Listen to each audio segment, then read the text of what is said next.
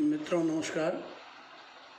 मैं आज आपके साथ बात करूंगा राजस्थान और गुजरात दोनों राज्यों के सीमा पर स्थित मानगढ़ पहाड़ी, जिसका नाम गोविंदगिरी के नेतृत्व में हुए भील विद्रोह के बारे में प्रमुख तौर पर आता है। वो ऐसी जगह स्थित है मानगढ़ की पहाड़ी जिसमें कुछ भूभाग गुजरात के हैं और कुछ दक्षिण राजस्थान के। तो आज इस वीडियो का टॉपिक है गोविंदगिरी के नेतृत्व में भील विद्रोह 1913। 1913 में गोविंदगिरी के नेतृत्व में भील विद्रोह। इस भील विद्रोह के बारे में कुछ एक भ्रम है और वे भ्रम कुछ लेखकों की भूल से हुए, क्योंकि उनके पास सूचना का कोई पुख्ता इंतज़ाम नहीं था और सूचना के अभाव में उन्होंने कुछ ऐसी बातें लिख दी जैसे गोविंदगिरी के आंदोलन को कुछ लोग आर्य समाज के प्रभाव में बताते हैं। आर्य समाज से गोविंदगिरी के आंदोलन का कोई दूर दूर तक का संबंध नहीं है और गोविंदगिरी को आर्य समाज के बारे में कोई जानकारी नहीं है। जो अपने वक्तव्य में स्वयं गोविंदगिरी स्वीकार करते हैं वो कहीं भी आर्य समाज का या और कोई उसकी बात नहीं करते। वो केवल एक ही बात करते हैं कि मैं कोटा बूंदी अखाड़े के दशनामी संत, दशनामी संप्रदाय के राजूगिरी का शिष्य हूँ।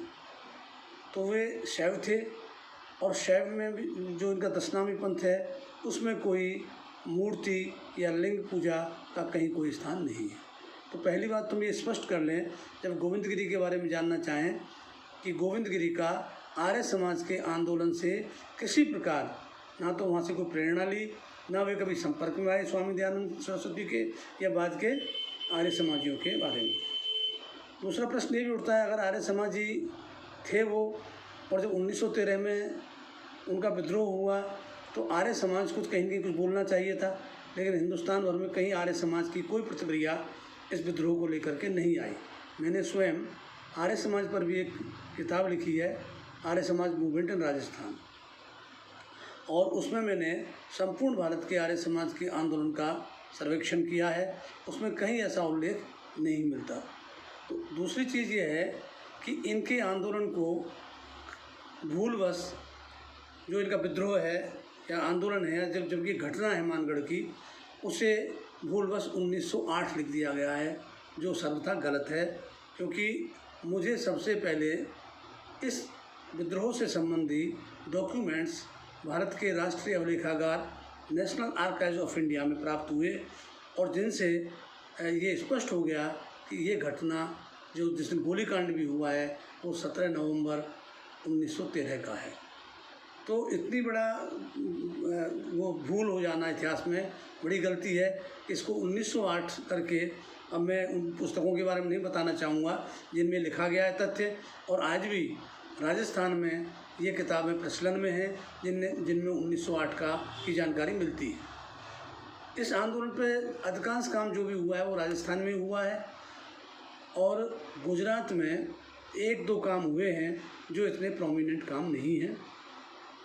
दूसरा जो भ्रम पैदा होता है इनके जन्म के बारे में होता है, जन्म किस वर्ष में हुआ।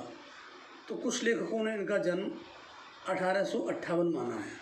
ये 1858 भी जिन्होंने ये गलती करी कि ने आर्य समाज ये बताया, जिन्होंने इसे 1908 का बताया, उन्होंने तीसरी गलती ये की कि इनकी डेट ऑफ बर्थ, इनका जो जन्म का वर्ष है वो 1858 बताया। जबकि 1863 इनका रिकॉर्ड जो अहमदाबाद में साबरमती जेल है, उस जेल के रजिस्टर में जानकारी मिलती है, वह भी कोई एकदम एक्यूरेट नहीं होगा, क्योंकि जो किसान हैं, आदिवासी हैं और जो छोटे तबके के लोग थे उनके यहाँ डेट ऑफ बर्थ की रिकॉर्ड रखने की कोई परंपरा मुझे तो नज़र नहीं आती किसान और आदिवासी आदियों में। तो उनके पास ऐसा कोई जन्म पत्री तो होगी नहीं पंडित जी की बनाई हुई, तो वो एक अंदाज से बताते हैं कि साहब मैं इतने साल का हूँ। तो जब वो जेल में एंटर हुए होंगे तो उनकी उम्र लिखी गई होगी, तो उम्र जो उन्होंने बताई वो उम्र लिख ली गई। तो ये हम मानते हैं कि जब उम्र उनकी जेल में जो रिकॉर्ड है वो 1863 का है। अब हम जो बात करना चाहेंगे प्रारंभ से, इसमें हम देखें कि 19वीं सदी में हम देखते हैं 1818 में जब राजस्थान में अंग्रेजी राज की स्थापना हुई, उसी के साथ आदिवासी बाहुल्य क्षेत्रों में नई व्यवस्था के विरोध असंतोष की भावना उपजी और उस असंतोष ने अनेक बार विद्रोह का रूप धारण किया। 1818 से लेकर के और लगभग 1900 तक हम लगातार देखते हैं, ख़ास तौर पर मेवाड़ में उदयपुर का जो अंतिम पावरफुल विद्रोह था आदिवासियों का, वो 1881 का 1881 का भील विद्रोह था।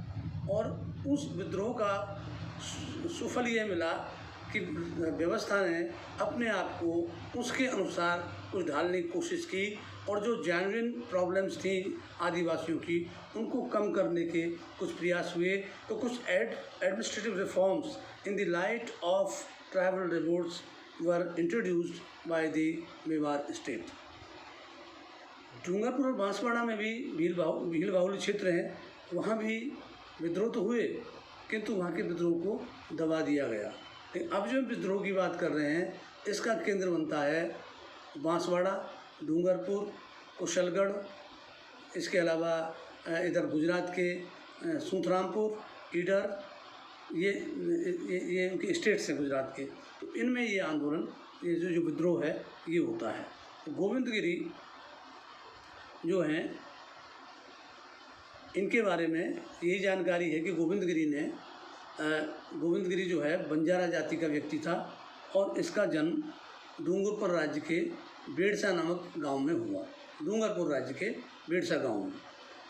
और ये कृषि कार्य में लगा हुआ था और इसकी जाति तो अलग थी, बंजारा जाति का था, लेकिन भीलों के बीच में रह कर के उसको ये लगा, जैसा वो अपने बयानों में कहता है कि मैं जहाँ रहता हूँ वहाँ के लोग, मुझे लग रहा था कि बहुत से अज्ञानी हैं, ये ईश्वर के बारे में इनको जानकारी नहीं है, जो इनके पिता हैं, कौन इनका क्रिएटर है, कैसे दुनिया बनी, तो ये बिल्कुल इग्नोरेंट लोग हैं और ये आदिमकालीन जीवन जी रहे हैं और इनकी अज्ञानता का, सीधेपन का लाभ उठा करके जो दूसरे जो रूलिंग लोग हैं वे उसका नाजायज़ फ़ायदा उठाते हैं। तो इनको जो है, मैं तो ये कोशिश कर रहा था, जैसे उन्होंने कहा कि भाई मेरा जो उद्देश्य है वो उद्देश्य इन लोगों की भौतिक के साथ साथ नैतिक तरक्की करना था, इनका नैतिक उत्थान करना था। और नैतिक उत्थान के लिए आवश्यक था कि इनको ऐसी बातें सिखाई जाएं जिससे कि ये जो आदिमकालीन जीवन जी रहे हैं, जो नरकीय जीवन जी रहे हैं, उससे बाहर निकलें और जो दुनिया की व्यवस्थाएं हैं उनके साथ वो जुड़ें। तो इनके बारे में जानकारी यही मिलती है कि ये किसान थे, खेती करते थे, किंतु इनकी पत्नी और पुत्रों की मृत्यु के बाद गोविंदगिरी को वैराग्य पैदा हुआ और वे कोटा बूंदी अखाड़े के मुख्य साधु राजगिरी के शिष्य बन गए और राजगिरी से दीक्षा लेकर के इन्होंने अपना मिशन इन ईसाइयों के भीलों के बीच में आरंभ किया। और भीलों को ये शिक्षा दी उन्होंने कि भाई भगवान की पूजा करें। भगवान से मतलब है जो हमारा क्रिएटर है, जिसने हमें बनाया। उसके अलावा इन्होंने शिक्षा दी कि चोरी न करें, व्यभिचार न करें, किसी को धोखा न दें, शत्रुता नहीं रखें और सभी जो मानव हैं वो समान पिता मतलब सृष्टिकर्ता की संतानें हैं, इसलिए उनके मध्य किसी तरह का बैर भाव आदि तो होना ही नहीं चाहिए। फिर जो ये आदिवासी भील हैं वे या तो शिकार करके या लूटपाट करके या और तरीक़ों से जो जीवन यापन करते थे, तो ये कहते हैं कि मैंने उनको कृषि करना सिखाया और इनको ये शिक्षा दी कि वे अन्य पेशों को छोड़ करके कृषि द्वारा जीवन यापन करें। ये सबसे श्रेष्ठ व्यवसाय है। इसके अलावा उन्होंने ये शिक्षा दी कि जो वीर, बंतरा, भोपा, डाकन, भूत, प्रेत और दुनिया भर के जो हजारों तरह के भगवान आपने मान लिए हैं, उन सब में भरोसा ना करें। ये अंधविश्वास है। इस अंधविश्वास से मुक्ति लें और यदि आपको अदृश्य शक्तियों से भय लगता है तो उसके भय के त्राण के लिए हर जगह अपनी एक धूनी स्थापित करें। धूनी के साथ साथ वहाँ पे एक निशान जो झंडा उनका हो, अपना ध्वज लगाएं और चिमटा गाड़ दें, और इनसे हम अदृश्य जो अनिष्टकारी शक्तियां हैं उनसे हम मुकाबला कर सकते हैं। तो इस तरह की शिक्षा के साथ साथ फिर उन्होंने आदिवासी भीलों को मांस भक्षण न करने, शराब न पीने, इसके अलावा हत्या न करने, माता पिता की आज्ञा मानने, झूठी गवाही न देने, हजारों देवताओं के स्थान पर एक ईश्वर में आस्था रखने, कोई मंदिर नहीं, कोई मूर्ति नहीं, और अलग अलग। क्यों ये क्या करते थे, आदिवासियों में हर जो व्यक्ति मर जाता वो भी देवता है, उसका भी स्थान बन जाता था। तो इस तरह से उन्होंने कहा कि भाई ये हजारों देवी देवताओं ने पूज करके एक ईश्वर को पूजें, ईश्वर एक है और वही सृष्टि करता है। इसके अलावा उन्होंने आदिवासियों को सिखाया कि पूजा और भोजन करने के पहले हमेशा स्नान करना चाहिए, क्योंकि जब तक हम अपने शरीर की पवित्रता नहीं रखेंगे तब तक हम भोजन और पूजा दोनों ही पूजा है, एक पेट पूजा है, एक ईश्वर पूजा है। तो ये हमें शुद्धता के साथ करनी चाहिए, शुद्धता से भोजन ग्रहण करना चाहिए। तो जो इनमें ऐसी आदतें थी कि ये महीनों नहीं नहाते थे या अपने शरीर की सफाई पर ध्यान नहीं देते थे, तो गोविंद गिरी ने प्रारंभ में मोडेस्टली एक समाज और धर्म सुधार आंदोलन आरंभ किया। लेकिन इस धर्म सुधार और समाज सुधार जो आंदोलन है, जो शुरुआत है, जिसको आंदोलन नाम हम देते हैं, उसने कोई आंदोलन नाम नहीं दिया। उन्होंने कहा कि मैंने आदिवासी भीलों के गांव में अपने इनको दूनी स्थापित करने, अपना ध्वज स्थापित करने और चिमटा गाड़ने, और इसके मैंने शिक्षा दी। और साथ ही साथ जो अनैतिक कार्य थे, चाहे वो चोरी करना है, हत्या करना है, व्यभिचार करना है, शत्रुता करना है, इन सब से विमुख करते हुए जो अच्छे कार्य हैं उनके प्रति प्रवृत्त करने के लिए मैंने प्रयास किया। और यही इनका आंदोलन है गोविंद गिरी का, कि वे भक्ति, इसको भगत आंदोलन इसलिए कहते हैं क्योंकि जो ईश्वरोपासना करता है उसे भगत कहा जाता है। और भीलों में भगत जो एक है, आज तो एक बाकायदा पूरा एक संप्रदाय है भगतों का, जो उन शुद्ध आचरण पर आज भी पालन करते हैं अपने जीवन में, चाहे वो व्यवसाय हो, चाहे भोजन हो, और जो भी व्यवहार हो उसमें उन्हीं नैतिक मूल्यों का पालन करते हैं जो भगत आंदोलन ने उनको सिखाए। तो जो भगत आंदोलन, इसलिए इसको भगत आंदोलन भी कहते हैं। किंतु जब आदिवासी भीलों में चेतना जागृत होने लगी तो जिन राज्यों में इन भीलों की बहुलता थी, वहाँ के राज्यों और जागीरदारों का चिंतित होना स्वाभाविक था। उनको यह लगने लगा यदि आदिवासी भील जागरूक होते हैं तो निश्चित तौर पर उनकी सत्ता के लिए चुनौती हो सकते हैं। तो इसका दुष्परिणाम ये रहा कि जो दरबार हैं और जागीरदार हैं, ठाकुर हैं, उन्होंने इस तरह की गतिविधियों को अपने अपने जो उनके जुरिडिक्शंस थे, अपने अधिकार क्षेत्र थे या अपनी जागीर और राज्य के भूभाग थे, उन भूभागों में इन गतिविधियों को पर रोक लगाने के प्रयास आरंभ किए। और जो फुल टाइम संत के रूप में इसमें काम करते थे उन लोगों को अपने अपने राज्यों से खदेड़ना शुरू कर दिया। और इसका दुष्परिणाम ये हुआ कि सबसे पहला जो टारगेट हुए वो गोविंद गिरी हुए, और गोविंद गिरी को मजबूरन अपना डूंगरपुर राज्य और यहाँ का वो वेड़सा गांव था इनका, उस गांव को छोड़ करके गुजरात की ओर वो पलायन तो नहीं कहें, लेकिन वो उधर माइग्रेट कर गए। तो उधर जो माइग्रेशन उनका हुआ डूंगरपुर से 1908 में, ये गुजरात के ईडर और सूंथरामपुर, ये दो छोटी प्रिंसली स्टेट्स थी, इन प्रिंसली स्टेट्स की तरफ ये जो है चले गए। उन इलाकों में भी भारी संख्या में भील थे, तो वहाँ जा कर के उन्होंने संतरामपुर में उखरेली कोई जगह है, उस उखरेली नामक जगह पर एक हाली के रूप में जो हल जोतने वाले होते हैं या कृषि कार्य करने वाले होते हैं मजदूरी पर, तो वो एक हाली के रूप में उन्होंने अपना कार्य आरंभ किया। और साथ ही साथ ये हुआ कि उनको वैराग्य हुआ था, उसके पहले तो उनकी पत्नी और बच्चों के एक्सपायर हो गए, किंतु जब ये उखरेली पहुंच गए, गुजरात के क्षेत्र में पहुंच गए, वहाँ जब उन्होंने एक और अपने कृषि को अपनाया और दूसरी तरफ वो भीलों की शिक्षा का कार्य उन्होंने जारी रखा। इसी समय उन्होंने अपने बड़े भाई की विधवा से विवाह भी कर लिया, तो वे गुजरात के उखरेली में सेटल होकर के अपना काम करने लगे। अब मैं यहाँ थोड़ी सी जानकारी दे दूँ कि जिन राज्यों में गोविंद गिरी का आंदोलन था, उन आंदोलन वाले जो इलाके हैं उनमें भील जनसंख्या की स्थिति क्या थी। तो जैसे बांसवाड़ा स्टेट है, बांसवाड़ा स्टेट की 57.9 अबाउट 58% जो जनसंख्या है वो भीलों की थी। प्रतापगढ़ में 33.36% जो है ये भीलों की जनसंख्या थी। डूंगरपुर में 46.62, कुशलगढ़ में 77.7%, ईडर में 41.7%, सूंठ में 51.16% और एक छोटी जागीर थी जो किसी राज्य के अंतर्गत नहीं थी, इंडिपेंडेंट उसका स्टेटस था, पोल।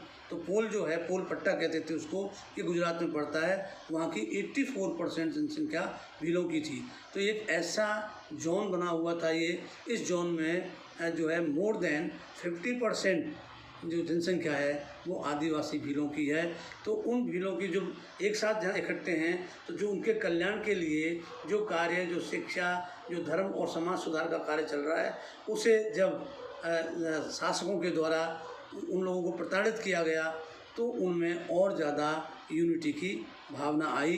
तो अब हम एक समझने के लिए बिंदुवार ये देख लें कि आदिवासियों का जो विद्रोह का खास कारण है वो क्या है। तो सबसे प्रमुख तो एक ही कारण है कि जो अंग्रेजी साम्राज्यवाद और स्थानीय सामंतवाद के मध्य जो अपवित्र गठबंधन था, उस अपवित्र गठबंधन का शिकार जो है वो आदिवासी लोग हैं। उन आदिवासियों को नई व्यवस्था रास नहीं आई, क्योंकि it was a major departure from a traditional aristocratic setup to this imperial setup. जो इम्पीरियल सेटअप आया है, क्योंकि जो हमारे यहाँ के राजा ठाकुरों का अपनी व्यवस्था थी वो तो सहज रूप में चली आ रही थी। ऐसा नहीं वो कोई स्टैटिक व्यवस्था थी, वो भी आगे बढ़ती थी, लेकिन क्रमिक सुधार या जो भी है परिवर्तन उसमें आते थे। किंतु अंग्रेज़ों के आने से जो एग्जिस्टिंग सिस्टम था उसमें एकदम से क्रांतिकारी परिवर्तन आते हैं, जिनको भील लोग समझ भी नहीं पाए और निश्चित तौर पर वे उनके लिए, उनके अगेंस्ट ही थे, उनके शोषण का कारण बने। दूसरा जो बड़ा कारण माना जाता है आदिवासियों के विद्रोहों का या उनमें जो असंतोष है उसका है, जो परंपरागत तौर पर वन्य उपजों का लाभ बोले रहे थे, उन वन्य उपजों पर अब रोक लगा दी गई, क्योंकि वन्य उपज को जो फॉरेस्ट प्रोडक्ट्स हैं इनको अब ठेके पर दिया जाने लगा और ठेकेदार इन लोगों को निःशुल्क वन्य उपजों का उपयोग करने पर रोक लगा देते थे। तो जो जिस जंगल का उपयोग आदिवासी सदियों से कर रहे थे उस पर रोक लगाई गई पहली बार। दूसरा क्या था, ये जो खेती भी करते थे, क्योंकि बहुत अच्छे बड़े उपजाऊ खेत नहीं होते इनके इलाकों में, ज़्यादातर छोटे छोटे खेत होते हैं। तो वो कोई खेत नहीं थे, वो कहीं एक पैच मिल गया वहाँ कुछ मक्की बो दी गई, कहीं धान बो दिया गया, तो ये उनका होता था। लेकिन अब वो लैंड रेवेन्यू सिस्टम की जो व्यवस्था आई तो वो जो है उन पर एक तरह से थोप दी गई। तो आप ये देखें कि जो पहली बात तो है नई व्यवस्था, दूसरी चीज़ है वन्य उपजों से इनको वंचित करना, और तीसरी चीज़ ये है कि इनसे जब कभी भूरा जैसी चीज़ नहीं ली जाती थी, भूरा जैसे अब लागू कर दी गई, और जो लागू की गई उसमें भी ऐसा भी नहीं था कि भाई कोई ऐसी व्यवस्था की गई हो अकाल राहत आदि की, या इसके लिए तकावी ऋण देने की, एग्रीकल्चर फाइनेंस की, या उसके लिए कोई साइंटिफिक इनपुट की कोई व्यवस्था नहीं की गई। और जो ये किसान, इनको जब दर्जा दिया गया तो इनके साथ बटाई का सिस्टम रखा गया, और बटाई का सिस्टम ऐसा होता था जिसमें राज्य के या जागीरदार के अधिकारी खड़ी फसल को कूटते थे, मतलब उसको एक अनुमान लगाते थे कितनी पैदावार होगी और एक्चुअल क्या होगी, मतलब एक अनुमान है, और उसी के हिसाब से वो राजस्व वसूल करते थे। इसके अलावा जो चौथी बात थी, बेगार प्रथा बहुत ज़्यादा आदिवासी क्षेत्रों में बढ़ गई थी, जिसको वेट बेगार कहते थे। बेगार वो होती थी जिसमें काम के बदले कोई पगार नहीं मिलती हो, उसे बेगार कहते हैं। और वो बेगार व्यवस्था जो थी वो इतनी कठोर थी, क्योंकि जो आदिवासी क्षेत्र मुख्य मार्गों के किनारे पड़ते थे, वहाँ के आदिवासियों को अनेक प्रकार की बेगार करनी पड़ती थी, क्यों जो राज्य के अधिकारी, कर्मचारी, जागीरदार, इन लोगों की जो यात्राएं होती थी तो वो सामान को, उनके जो असबाब सामान है उसको पहुंचाने का काम करते थे, और उनके प्रोटेक्शन का काम करते थे। और घास काट उनके घोड़ों आदि के लिए घास काटने का काम करते थे। तो ऐसे अनेक कार्य थे जो अब और बढ़ गए, और राज्य का छोटे से छोटा कर्मचारी, अगर पटवारी को कहीं जाना है तो पटवारी का बस्ता एक भील को पकड़ लेते थे, वो सर पे लेकर के दूसरे गांव में पहुंचाएगा। तो आप देखिए, अगर राजस्व पहली बात तो कैश में भी शुरू कर दिया था, लेकिन अगर जिन्स के रूप में है तो उस राजस्व में वसूल किया गया धान या अनाज या उपज है, उसको भी ट्रांसपोर्ट करके ये तहसील हेडक्वार्टर तक या जागीरदार के गोदाम तक ये आदिवासी ही निःशुल्क पहुंचाने का काम करते थे। तो बेगार प्रथा बहुत गहरे बैठी हुई थी। इसके अलावा जो अभी राजस्व इसकी दोषपूर्ण आबकारी नीति जो आई, आबकारी नीति क्या थी कि पहले ये आदिवासी अपने उपयोग के लिए स्थानीय स्तर पर शराब जैसी कोई चीज़ बनाते थे, किंतु अब उसको पूरी तरह से प्रतिबंधित कर दिया गया और शराब के ठेके दे दिए गए। और जिन राज्यों की मैं बात कर रहा हूँ जो भील बाहुल्य क्षेत्र हैं, उनकी जो टोटल इनकम है 1/3 से लेकर के और 1/3 to 1/6 जो इनकम थी, it was out of the sale of liquor in their states और जागीर कंसर्न। तो आप ये देखें कि उनकी अर्थव्यवस्था शराब पर डिपेंड करने लग गई है शासक वर्ग की। तो वो एक तरफ तो सख्ती से जो लोकल शराब बनती थी उस पर रोक लगाई गई, फिर जब शराब पर मोनोपोली हो गई ठेकेदार की तो उसकी कीमतें उस हिसाब से तय की गई। लेकिन जो गोविंद गिरी हैं, उनके आंदोलन की विशेषता यही है, उन्होंने ख़ास तौर पर शराब छोड़ने के लिए आदिवासियों को कहा कि मद्यपान न करें, क्योंकि मद्यपान जो है ये नरक का द्वार है। और मद्यपान को वो लोग छोड़ने लगे, और उस छोड़ने का परिणाम ये हुआ कि बांसवाड़ा, डूंगरपुर और जो भी ये गुजरात के राज्य हैं, इन सबको ये चिंता हो गई कि किस तरह ये अगर इस तरह से शराब पीना आदिवासी छोड़ देंगे तो जो हमारी आबकारी से इनकम है, एक्साइज से जो इनकम है, वो इनकम तो हमारी ख़त्म ही हो जाएगी। और इसका एक इंटरेस्टिंग उदाहरण ये है कि ये जो गतिविधि शुरू होती हैं गोविंद गिरी की, वैसे तो 20वीं सदी के प्रारंभ में हो जाती हैं, लेकिन 1908 के बाद ये प्रोमिनेंस में आते हैं। और उसके बाद जब इनका आंदोलन बढ़ता है तो एक आंकड़ा जो सरकारी रिकॉर्ड्स में प्राप्त हुआ है, उसमें आप ये देखें कि अक्टूबर 1913 में, क्यों मैं घटना की बात करूंगा अभी आगे, नवंबर 1913 की, लेकिन अक्टूबर 1913 में स्थिति यह थी कि उसके पहले मतलब सितंबर 1913 के पहले तक जो वहाँ शराब की बिक्री 18,470 गैलन थी, वह घटकर 5,154, मतलब आप देखिए लगभग 20,000 गैलन के बाद 5,000 मतलब 150 ही रह गई। तो आप देखो जिस तरह से शराब बिक्री हुई, तो उन्होंने देखा इस आंदोलन को सप्रेस किया जाए, इस समाज सुधार को सप्रेस करेंगे तभी हम लोगों का इस शराब की बिक्री होगी।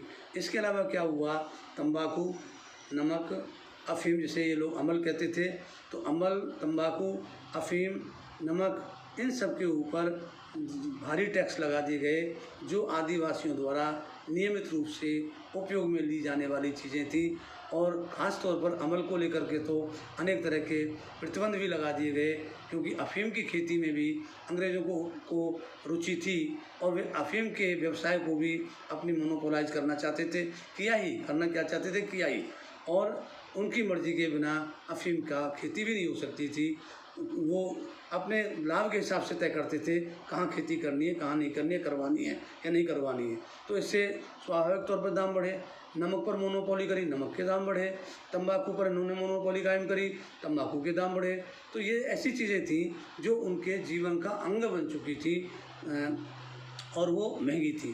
तो ये इसको भी हम वही जो इनकी नई नीतियाँ हैं उसके कारण से इनमें आदिवासियों में भारी असंतोष था। इसके अलावा क्या है कि जो सत्ता पक्ष है, सत्ता पक्ष मीन्स अंग्रेज अधिकारी भी हैं, दरबार है, दरबार के कर्मचारी अधिकारी भी हैं, जागीरदार है, जागीरदारों के कर्मचारी भी हैं। और सबसे बड़ी बात क्या है, इन आदिवासी क्षेत्रों में खास तौर पर जागीरदारों के पास अंग्रेजी सत्ता स्थापना होने के बाद भी अनेक जो हैं उनके पास जुडिशरी पावर्स उनके पास थे, पुलिस पावर्स उनके पास में थे, और जागीरदारों की निजी पुलिस का मामला कई बार उठा भी।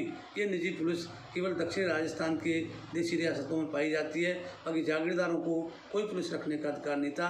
पुलिस तो जो स्टेट में प्रॉपर होता था उसी की पुलिस होती थी, लेकिन यहाँ जागीरदारों को भी पुलिस रखने का था। तो जो पुलिस है, जागीरदार हैं और राज्य कर्मचारी हैं, उनका आदिवासियों के साथ बहुत ही कठोर व्यवहार था और वे उनको अनेक बार उनको ढोर तक कहते थे, ये जानवर हैं, ये आदमी नहीं है। तो आप देखिए, जहाँ इतना अपमानजनक व्यवहार हो, क्योंकि कहाँ तो आप शांतिपूर्वक साइड बाई साइड रह रहे थे, लेकिन अब क्या हो रहा है कि जो क्लास हेटर्ड है, वर्ग घृणा है, वो वर्ग घृणा इस अंग्रेजी साम्राज्य की नीतियों के कारण वहाँ फैलने लगी। तो इसलिए आदिवासी और गैर आदिवासियों में खासतौर पर जो अपर क्लास जो हैं, उनके और आदिवासियों के बीच में एक अंतर्विरोध की स्थिति उत्पन्न होती है। तो जो समाज सुधार आंदोलन है, इसलिए इसको वो कुचलने के प्रयास करने लगे कि भाई इनको कुचल दिया जाए, और ऐसा हुआ भी। जैसा मैंने अभी आपको बताया कि 1908 में इसे मजबूर कर दिया गया कि गोविंद गिरी अपना गांव बेड़सा छोड़ करके गुजरात की ओर पलायन कर गए। वहाँ रह कर के वो हाली के रूप में काम करते हुए भी आदिवासियों में अपना काम जारी रखा। और जो डूंगरपुर बांसवाड़ा के भी आदिवासी जो उसके प्रभाव में आए थे, वे गुजरात के क्षेत्रों में जाकर से के उनसे बातें करते थे, उनसे उपदेश लेते थे, उनसे मार्गदर्शन लेते थे, तो काम उनका जारी रहा। तो ये 1908 से और 1910 तक हम ये देखते हैं कि वो गुजरात में हाली के रूप में रहे, लेकिन वहाँ भी गुजरात में भी उनके साथ कोई व्यवहार अच्छा नहीं हो रहा था। तो एक जो नाम मैंने अभी थोड़ी देर पहले लिया था, ईडर जो राज्य था, एक तो है सूतरामपुर, जिसको संतरामपुर कहते हैं आजकल, और एक था ईडर। तो ईडर जो है, ईडर स्टेट के अंतर्गत के अंदर ही आदिवासी इंडिपेंडेंट था वो।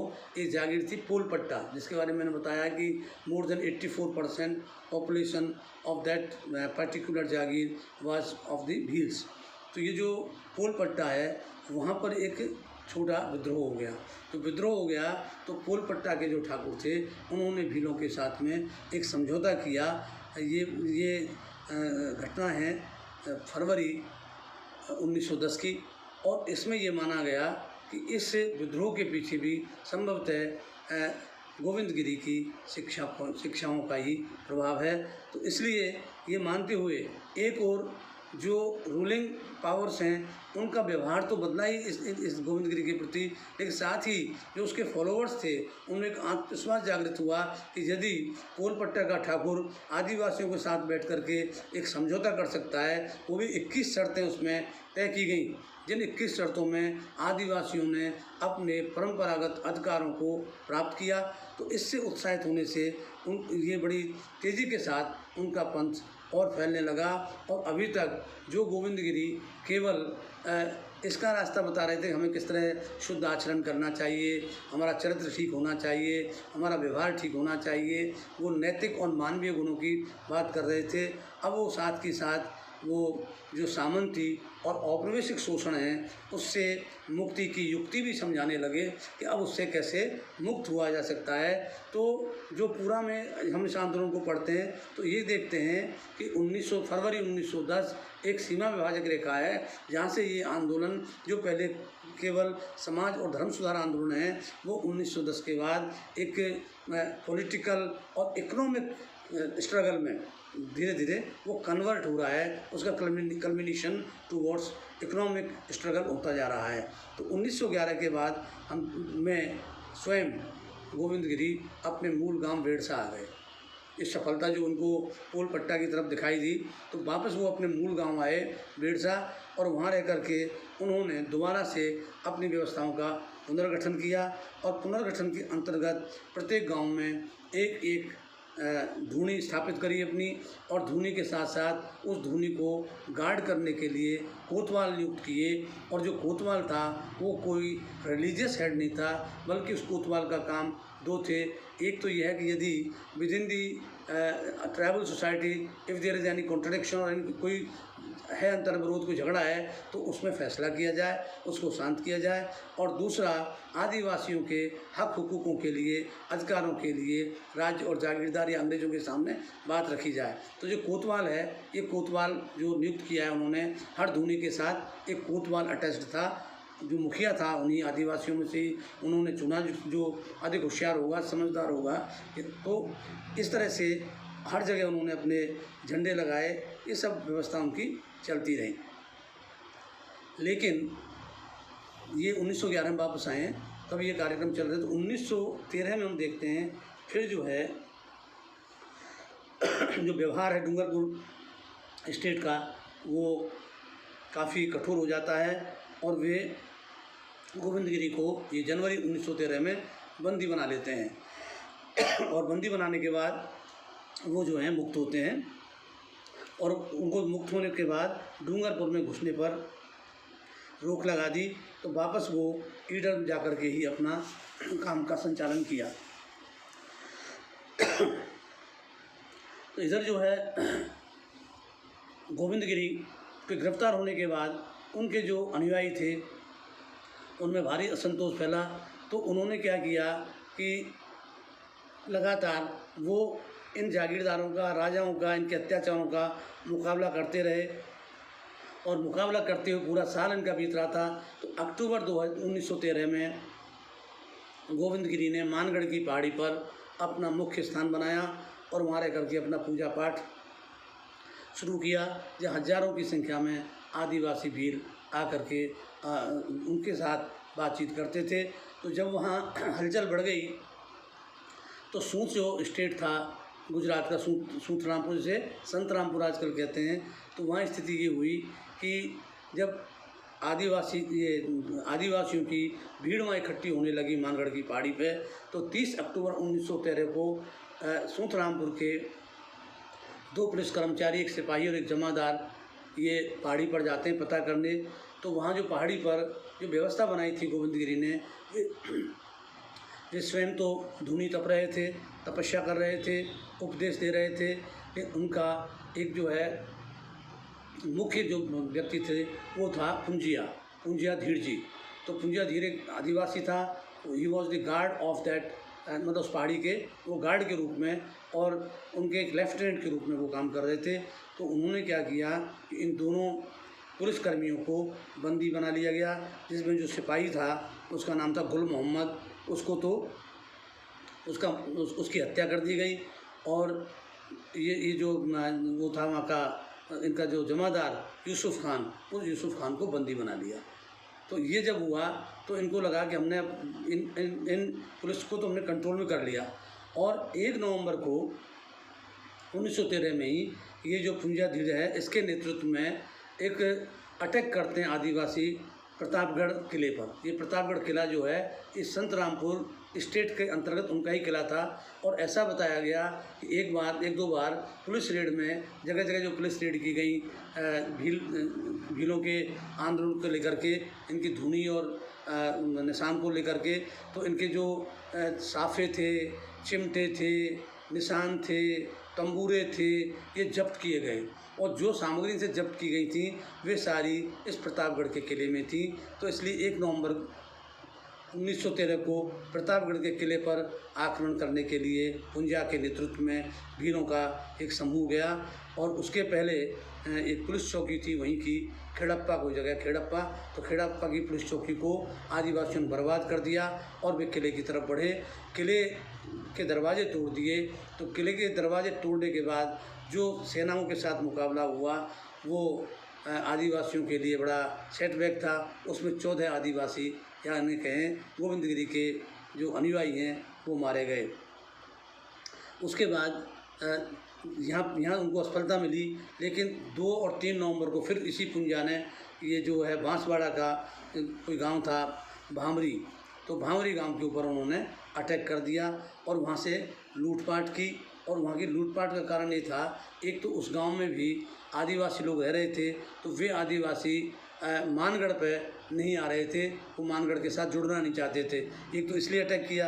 दूसरा क्या हुआ कि जो सिपाही गुल मोहम्मद की हत्या की गई थी उसकी जानकारी भी इस भामरी गांव के लोगों ने ही सूतरामपुर तक पहुंचाई थी कि तुम्हारे सिपाही को तो वहाँ मार दिया गया है। तो इसलिए उन्होंने 2 और 3 नवंबर 1913 को अटैक किया और इस गांव की लूटपाट करने के बाद वे वापस मानगढ़ पर चले गए। तो अब ये जो बढ़ रहा है लगातार, तो ये अब जो ठाकुर और दरबार थे वे बार बार अंग्रेज़ों पर ये दबाव बना रहे थे कि वे जल्दी से या तो इस जो आदिवासियों का चल रहा है धर्म और समाज सुधार आंदोलन, इसके साथ साथ जो ये अपना ताकत दिखा रहे हैं और अपना अधिकार करते जा रहे हैं, तो इनको अगर सप्रेस नहीं किया गया तो हमारा तो अस्तित्व खतरे में पड़ जाएगा।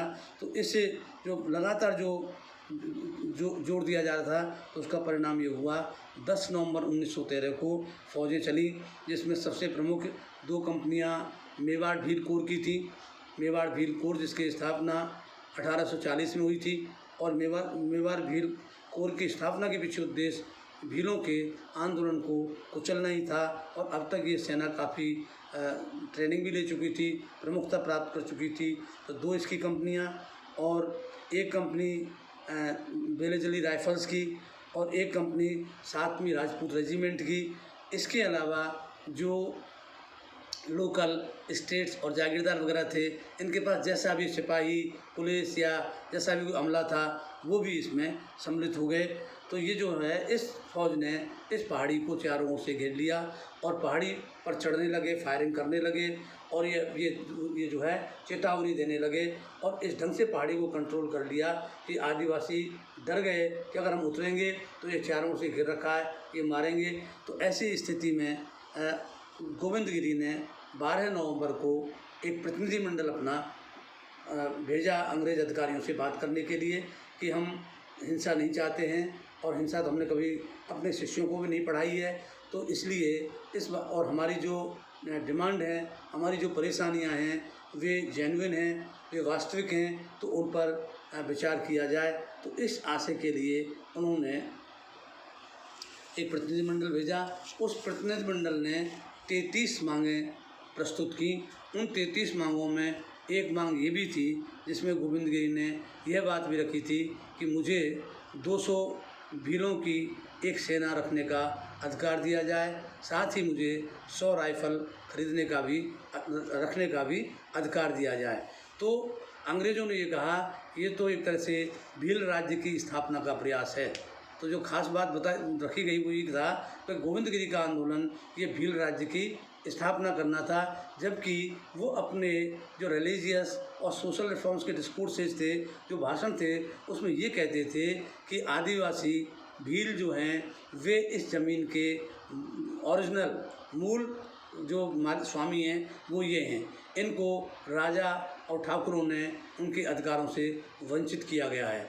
उनमें आत्मविश्वास पैदा करने के लिए ये भी कहा कि तुम लोग अपना ये व्यवहार सुधारो, बाकी तुम लोग तो जो तथाकथित सवर्ण हैं उन सवर्णों से भी ऊपर हो, क्योंकि सवर्णों में हम देखते हैं कि यहाँ विधवा को पुनर्विवाह नहीं हो सकता, तो विधवा जो है जीवन भर वैधव्य का पाप ढोती है और वो कभी कभी जो अवैध संबंध हो जाते हैं तो वो जो है गर्भ गिराने तक की अपराधी होती हैं। उन्होंने मतलब ये कहा कि हमारी जो सोसाइटी है, दिस ट्राइबल सोसाइटी, ये ज़्यादा प्योर है क्योंकि यहाँ पे रीमैरिजेस आर अलाउड, तो उसमें जो विधवा को लेकर के जो अपराध होते हैं उनकी कोई चांसेस यहाँ नहीं है। तो उन्होंने कहा हम लोग श्रेष्ठ हैं।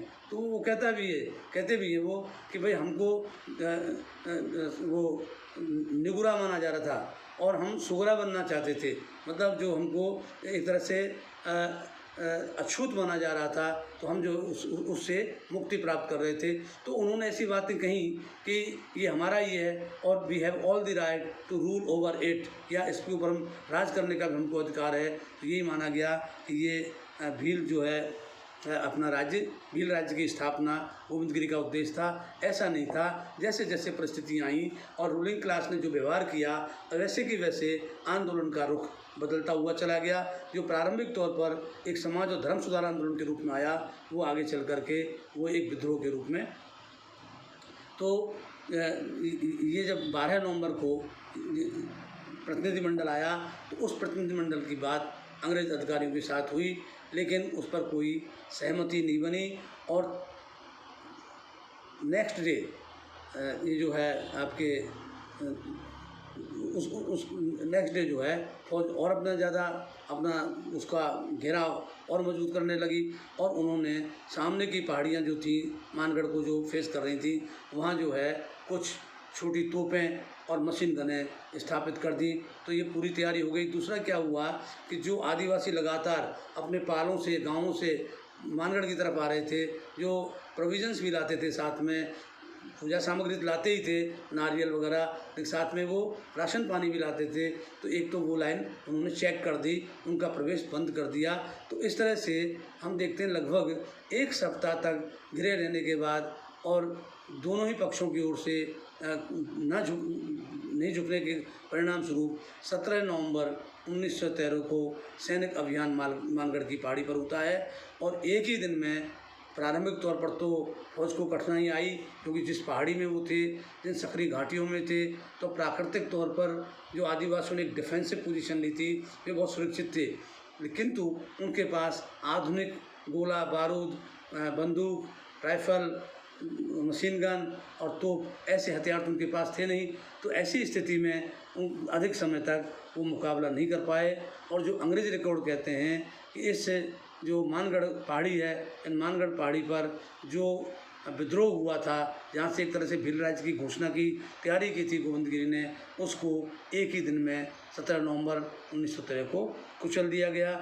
और उनके रिकॉर्ड के हिसाब से 100 भील इसमें मारे गए और 900 को बंदी बनाया गया, ऐसा उनका अपना रिकॉर्ड है। तो जबकि लोग कहते हैं कि संख्या इससे कहीं ज़्यादा होनी चाहिए। लेकिन अभी क्या हुआ है कि पिछले वर्षों में गोविंदगिरी का जो इतिहास है, एक तो अभी प्रकाश में आया ही था लगभग, लेकिन अब कुछ साहित्यकार लोग भी इसमें आए। वे साहित्यकार जो है कुछ बहुत ज़्यादा बढ़ चढ़ करके बात करते हैं और कहते हैं तो जो है आपके 1919 में होता जलियांवाला बाग का हत्याकांड, उससे भी ज़्यादा भयानक कांड था। ऐसी स्थिति तो नहीं है, लेकिन हाँ ये ज़रूर है उसी तरीके से पहाड़ी पर घेर करके इन आदिवासियों को मारा गया। और तो उसमें संख्या निश्चित तौर पर जो लोग कहते हैं कि 4000 5000 इतना तो नहीं है, लेकिन इनकी संख्या जो बताई गई है सरकारी संख्या कि 100 लोग मारे गए, इसकी संख्या हम मान के चलते हैं 300-400 लोग इसमें जो है अपना मरे हैं। और 900 लोग जो बंदी बनाए गए वो तो रिकॉर्डेड हैं, क्योंकि जो 900 बंदी बनाए गए थे उनमें से 800 लोगों को एक सप्ताह बाद ही छोड़ दिया गया। उनको चेतावनियां दे दी गई कि वो कोई ऐसा काम भविष्य में नहीं करेंगे। और शेष जो बचे हुए लोग थे उन पर अलग अलग तरीके से मुकदमा चलाए गए। कुछ एक पर तो संबंधित राज्यों में मुकदमा चले, जो उन राज्यों के भील गमेतीज थे उनके ऊपर उन राज्यों ने मुकदमे चलाए। और जिनको मुख्य अपराधी माना गया था उसमें गोविंदगिरी और कुंजाधीर जी, ये दो जो थे इनको मुख्य अपराधी माना गया। इनके लिए संतरामपुर में ही एक स्पेशल कोर्ट का गठन हुआ और उस स्पेशल कोर्ट में इन पर मुकदमा चला। इस मुकदमे में जो गोविंदगिरी ने खुद ही अपने बयान में कह दिया कि कोई भी मेरा शिष्य इस सब घटना के लिए जिम्मेदार नहीं है, मैं ही जिम्मेदार हूँ। तो जब वो उसमें अंग्रेजी रिकॉर्ड में जो वर्णन करता है, वो अंग्रेज लोग भी देख करके दंग रह गए कि कितने बहादुर है ये साधु कह रहा है कि मैं हूँ जिम्मेदार हूँ और आप मेरे को फांसी चढ़ाओ, कुछ भी कीजिए, इनमें अन्य मेरे शिष्यों का कोई गलती नहीं है। मैंने जैसे कहा वैसे इन लोगों ने किया। अगर इन्होंने कोई मेरी कहने से किसी का मर्डर भी किया है, हत्या भी की है, उसका भी जिम्मेदार मैं हूँ। तो जो फैसला होता है उसमें गोविंदगिरी को मृत्युदंड मिलता है और कुंजाधीर जी को आजीवन कारावास। तो इस प्रकार से इनकी सज़ा होती है। लेकिन गोविंदगिरी का अध्याय यहीं ख़त्म नहीं हुआ। फिर गोविंदगिरी ने अपील की और उन्होंने जो अपील की उसको रिकमेंड किया agent to governor general in Rajputana, Colvin करके थे। उन कॉल्विन ने जो है इसकी अनुशंसा की और उसने अपनी रिपोर्ट में लिखा कॉल्विन ने कि जो इन्होंने काम शुरू किया था वो तो इन आदिवासियों को सभ्य बना करके आधुनिक युग की रोशनी में लाने का प्रयास था, बहुत ही नोबल काम था, ये तक उन्होंने तारीफ़ की। लेकिन उन्होंने कहा कि जो इन्होंने भील राज की घोषणा या जिस तरह से हथियारबंद होकर के व्यवस्था को चुनौती दी वो गलत था। वो इनसे वो इन्होंने अज्ञानतावश किया या जानबूझ के किया, ये नहीं, वो तो क्षम्य नहीं है अपराध, लेकिन जो उन्होंने बेसिक काम किया है इन लोगों में सुधार का, ये प्रशंसनीय है। तो उस समय वायसराय थे लॉर्ड हार्डिंग, तो लॉर्ड हार्डिंग ने जो इनका अपराध था, जो इनकी सज़ा थी मृत्युदंड की, उसको 10 वर्ष के कठोर कारावास में बदल दिया और ये जेल में चले गए। तो जब प्रथम विश्व युद्ध के बाद एक जनरल माफ़ी मिली थी 1920 में, सभी बंदियों को अंग्रेज़ों ने रिहा किया था, तो उस समय गोविंदगिरी भी हैदराबाद जेल थे, हैदराबाद जेल में थे। और ये हैदराबाद, ये हैदराबाद नहीं है आंध्रा वाला, ये हैदराबाद सिंध हैदराबाद था। तो सिंध हैदराबाद की जेल से ये फरवरी 1920 में बरी हुए। और पहले तो इनको विचाराधीन थे, तब तक तो इनको अहमदाबाद स्थित साबरमती सेंट्रल जेल में रखा गया। और उसके बाद जब सज़ा उनकी हो गई, कोर्ट से फैसला हो गया, तो उनको हैदराबाद सिंध भेजा गया। वहाँ से छूटने के बाद, वहाँ से मुक्त होने के बाद फरवरी 1920 में वापस गोविंदगिरी अपने मूल गांव वेड़साई आते हैं, लेकिन वहाँ उनको फिर सुख से नहीं रहने दिया और उनको वहाँ से डूंगरपुर छोड़ने के लिए न केवल मजबूर किया, जब वे डूंगरपुर छोड़ कर के गुजरात के पंचमहल ज़िले में, तो ये झालोद को तालुका है, तो झालोद तालुके में चले गए। तो वहाँ से उनको बंदी बना लिया गया डूंगरपुर दरबार के द्वारा और उनके ऊपर ये कई तरह की पाबंदियाँ लगा दी गई। और उसका परिणाम ये हुआ कि 1921 में जब इनको गिरफ्तार किया झालोद में, तो इन पर मुकदमा उधर गुजरात में ही चला और इन्हें फिर से जेल में भेज दिया गया 1921 में। तो अक्टूबर 1923 में फिर ये साबरमती जेल से रिहा होते हैं। तो अक्टूबर या नवंबर 1913 से जो शुरू हुआ, वो नवंबर 1923 तक, मतलब 10 वर्षों का ये संघर्ष गोविंदगिरी का चला। और 1931 तक वे बाद में जब 1923 में छूट के भी आए, तो झालोद में ही रहे और झालोद में रहते हुए उन्होंने 1931 में अपनी मृत्यु तक वहीं रह कर के अपना समय गुजारा। धन्यवाद।